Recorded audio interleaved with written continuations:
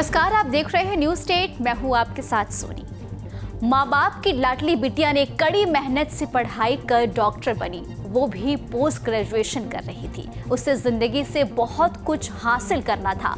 वो लोगों की तकलीफों में हमेशा खड़ी रहती थी। 9 अगस्त 2024 की रात से पहले भी वो लगातार 36 घंटे की ड्यूटी के बाद थक कर चूर होकर सेमिनार हॉल में पहुंची। उसके ऊपर थकान इस तरह हावी था कि उसकी आंखें लग गई। तभी घात लगाकर बैठे हबशी भेड़िए उसकी इस कमजोरी का फायदा उठाने आ गए। वो इतनी थकी हुई थी कि वो पलटवार भी सही से नहीं कर पा रही थी।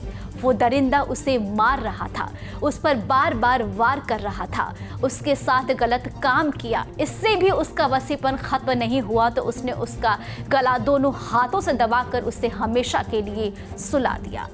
खून से लथपथ अब लाश बन चुकी है वो डॉक्टर बेटी को हैवान वहां छोड़कर सेमिनार हॉल से बाहर निकला और पास ही में अपने घर पर गया और सबूत मिटाने के लिए अपने दामन पर लगे खून के निशान धोए और फिर आराम से हैवान सो गया। दूसरी तरफ जब सुबह हुई तो सेमिनार हॉल में लोगों ने डॉक्टर बेटी की लाश देखी। पुलिस को बताया गया। पुलिस पहुंचती है, एफएसएल की टीम पहुंचती है और सबूत इकट्ठा कर रही होती है।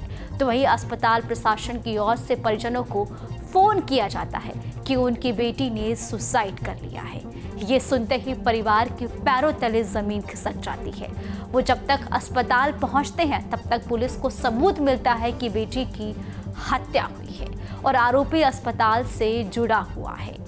आरोपी को पुलिस पकड़ती है तो आरोपी की बात सुन और भी गुस्सा आता है। उसे अपने किए पर कोई अफसोस नहीं है। वो कह रहा है कि उसे फांसी पर लटकाना है तो लटका दो। पुलिस उसे 23 अगस्त तक हिरासत में ले लेती है। अब मामला तूल पकड़ने लगता है तो इसमें राजनीति की एंट्री भी हो जाती है। हर पार्टी इस घटना पर दुख जताती है और अपराधियों पर कड़े एक्शन की बात कहती है। राज्य की ममता सरकार सवालों के घेरे में आती है। मामले की सीबीआई जांच के आदेश दिए जाते हैं। इन सब के बीच पूरे देश में डॉक्टर्स बेटी को इंसाफ दिलाने के लिए प्रदर्शन शुरू कर देते हैं। आरोपी के लिए मृत्यु दंड की मांग की जाती है। लेडी डॉक्टर के साथ हैवानियत, पोस्टमार्टम में रिपोर्ट रूह कपाने वाला है। खुलासा, शरीर पर मिले 14 चोट के निशान, जिंदा रहते दिए गए सारे चोट। डॉक्टर बेटी के साथ किस हद तक हैवानियत हुई ये पोस्टमार्टम रिपोर्ट की डिटेल से जाहिर होता है। मृतक के शरीर पर 14 से ज्यादा चोट के निशान थे। कोई फ्रैक्चर नहीं मिला। सिर, दोनों गाल, होठ, नाक, दायां जबड़ा, हड्डी, गर्दन, बाएं हाथ, कंधे, घुटने देखने और प्राइवेट पार्ट पर चोट के निशान मिले।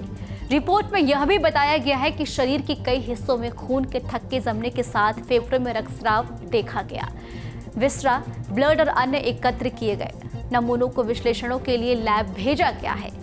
रिपोर्ट में कहा गया है कि पीड़िता के शरीर और प्राइवेट पार्ट में लगी सभी चोटें उसकी मौत से पहले की हैं।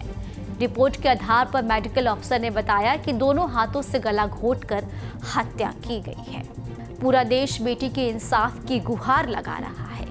आरोपी की मृत्यु दंड की मांग कर रहा है और इस पर राजनीति भी खूब चल रही है। इस मामले में आपका क्या कहना है, हमें आप कमेंट बॉक्स में जरूर बताएं।